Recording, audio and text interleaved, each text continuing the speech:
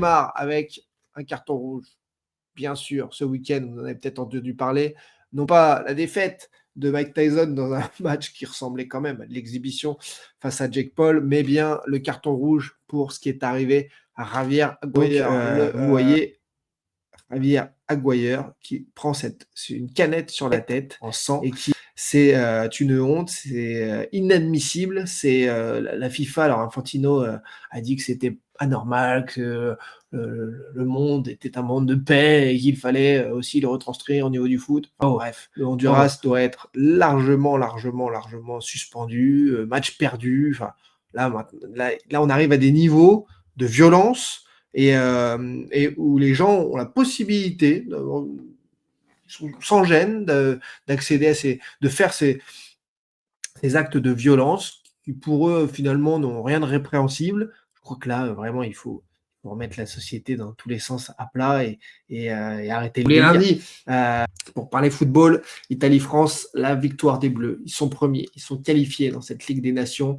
In extremis au goal average devant l'Italie. Ils verront donc le mois de mars avec ses quarts de finale, le Final Four en juin. Tout est envisageable du côté de l'équipe de France.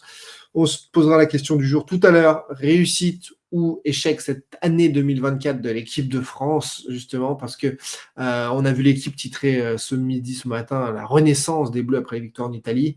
Est-ce que c'est une vraie renaissance ou pas? On va s'en parler. Avec les buts, les images, les notes aussi du journal de l'équipe, et puis l'avis de Rachel Bourlier. Regardez d'ailleurs le beau but, pour commencer, de Lucas Digne sur TF1. Voilà, ce coup franc magnifique qui frappe l'intérieur de la barre, qui rebondit sur le dos du gardien italien. Bravo Lucas, ça se travaille. Super mec en plus, Lucas Digne. Donc ça, c'est mérité. C'était soit lui, soit Nkunku au coup franc. Il a tiré côté mur et ça a été magnifique, une réalisation splendide de Lucas Digne. Allez, on fait une montée en direct, comme vous le savez, 100% interaction, qui veut monte quand il veut dans l'émission. Rachel Bourlier, comédienne et animatrice télé, bien entendu, qui vient nous parler foot, grande fan du Barça, grande fan des Gunners d'Arsenal. Voilà. Alors pour toi, c'est chance ou renaissance de ces Bleus hier? Moi, j'ai envie de dire que Rabiot, il a redonné là une bonne énergie et du coup, il y a eu un travail d'équipe. Ça leur a redonné le moral. Tu as ressenti que là, waouh, ils se sont dit, bon, ok, comme tu viens de le dire, là, dès le début, ça leur a redonné la pêche. Ils se sont dit, bon, ok, on y va. Ces Bleus-là, c'est pas les mêmes que jeudi, quoi.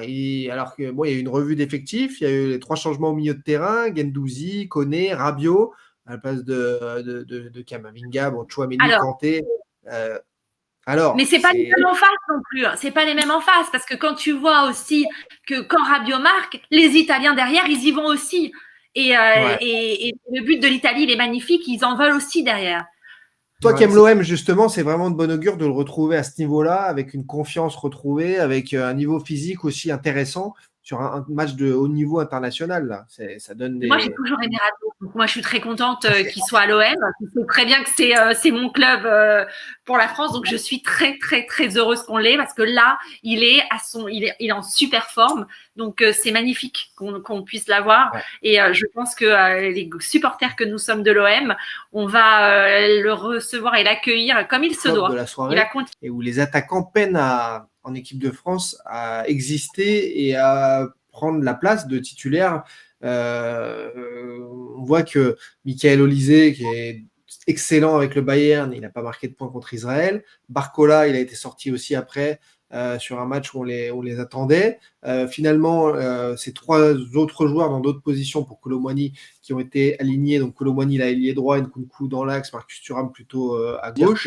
Et on va regarder Chris qui nous dit, quand tu vois ce que disent les Italiens sur Kolo Muani dans la presse. En effet, la presse italienne, elle est très drôle parce que c'est ce que je voudrais d'ailleurs que le journal de l'équipe fasse un peu plus, mette un peu plus de piquant dans ses notes, avec un peu une plume différente. Parce que, par exemple, sur Kolo Muani, ils ont écrit juste le PSG devait avoir vu quelque chose en lui pour le payer 100 millions d'euros. Oui, mais quoi? Ils ont juste mis ça en note du match en mettant un 5,5 à Kolo Muani. Tu vois, Brian qui nous dit Thuram, il est nul. Et Thuram, il est dans les meilleurs buteurs du championnat d'Italie. C'est un taulier de l'Inter. C'est un joueur qui ouvre des espaces pour les autres et qui a son style. Mais je pense pas qu'on puisse dire qu'il est nul. Sinon, il y a beaucoup de joueurs qui sont nuls. Mais Marcus Thuram, c'est un style. Ouais. C'est pas le plus élégant. C'est pas l'équipe de France et les sélections nationales en général. C'est impossible de les faire bien jouer.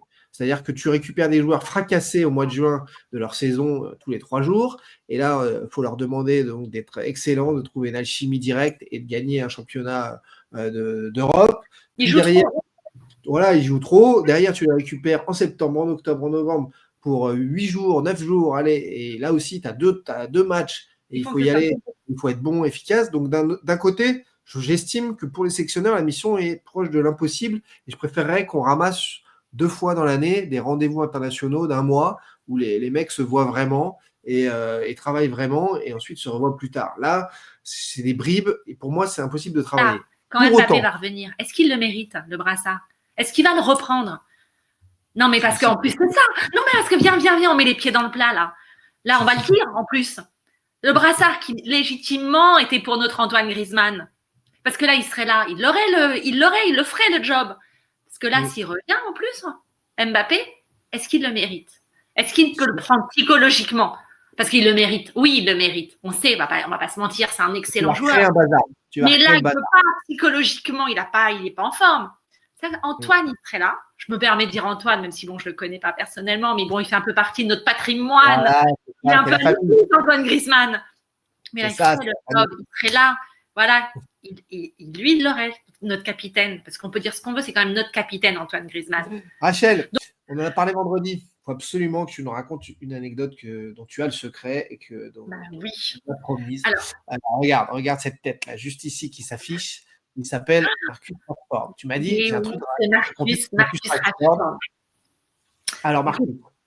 Je vous raconte cette petite anecdote. Je dîne avec quelques amis dans un restaurant et il se trouve que je suis qu'avec des garçons. Un peu macho, comme ça, on parle politique, des amis journalistes, des confrères. Et on parle pas du tout foot. Et on était là en train de discuter. Et là arrive Marcus Rashford.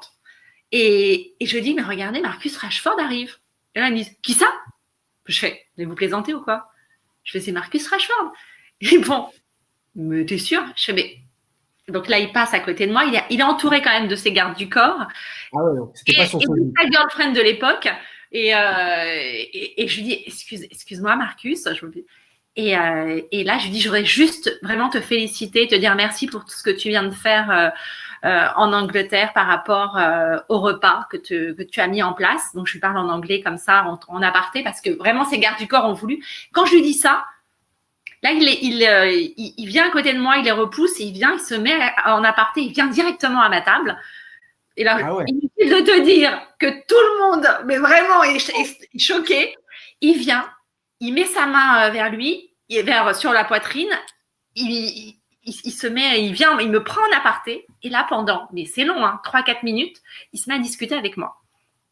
À discuter. Et il est très sensible parce que c'est une cause qui lui tient très à cœur. Et donc, il me parle de ça. On en discute. Et là, à ma table, il y a un silence. Et donc, il me remercie. On parle de ça. Il s'en va. Je me dis, donc je me rassois. Donc, voilà, mes amis sont là, total respect. On me dit, mais comment? Mais tu connais? Je fais, oui, je m'intéresse un peu au foot. Je discute. Je parle d'autre chose. Le repas, on continue. Il reste pas très longtemps. Il part. Mais sauf qu'il vient à ma table direct. Il vient me voir. Il me dit, je voudrais te remercier. Passe une belle soirée. Vraiment, merci encore. Tes mots m'ont énormément touchée. Il salue tout le monde, un par un, les gens à ma table. Et il part. Et il me dit à bientôt. Et il s'en va. Mais la classe, l'élégance, absolument. Je peux te dire. Regardez ça. Regardez les Costières, le stade de Nîmes, à l'abandon depuis plus d'1 an et demi, 2 ans, 3 ans maintenant. Le stade de Nîmes, c'est le média Objectif Gare qui a diffusé ces images où la nature reprend du service. Regardez ces images complètement dingues, donc du stade des Costières à Nîmes, avec toujours ces problèmes entre la mairie, le club, le propriétaire du club. On nous dit qu'il y aura une rénovation du stade des Costières pour le renouveau du Nîmes Olympique d'ici 3-4 ans. On n'en voit toujours pas le démarrage, ni toujours le bout.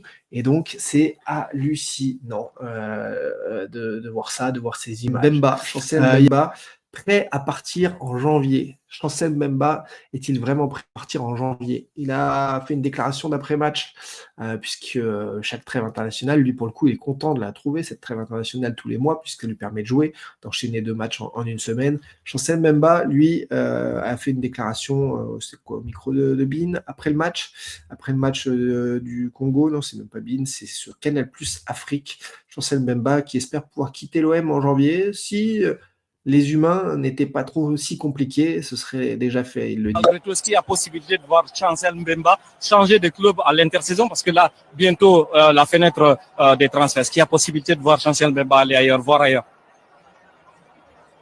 J'ai contrat avec Marseille.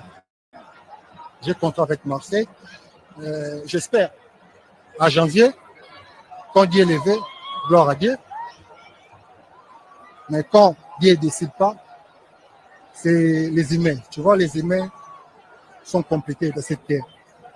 Chacun regarde ses intérêts, mais le plus important, on fait notre boulot, on fait notre travail pour satisfaire tout le monde, le plus important. Et Dieu protège nous d'abord la santé, c'est le plus important. Bonne chance. Bon, il a un peu noyé le poisson, Chancel Mbemba, parce que c'est bien de nous parler de 30 secondes de Dieu sur 45 secondes d'interview, mais quand je vois certains tirer des conclusions de cette interview pour nous dire que il va quitter c'est sûr, il va quitter l'Olympique de Marseille en janvier, non, il n'y a rien de sûr. Il y a un intérêt pour moi qui est énorme chez lui, qui est sportif. C'est quoi? C'est qu'il n'y a plus de trêve internationale avant le mois de mars. Donc forcément, quand tu es Chancel Mbemba, tu te poses pas la question 100 fois en août de partir, puisque tu sais que tu vas rejouer avec ton pays en septembre, en octobre, en novembre. Ça te fait 6 matchs en 3 mois. C'est ce que certains joueurs qui ont été blessés ou qui ont pris les cartons rouges ont fait. Donc c'est pas grave.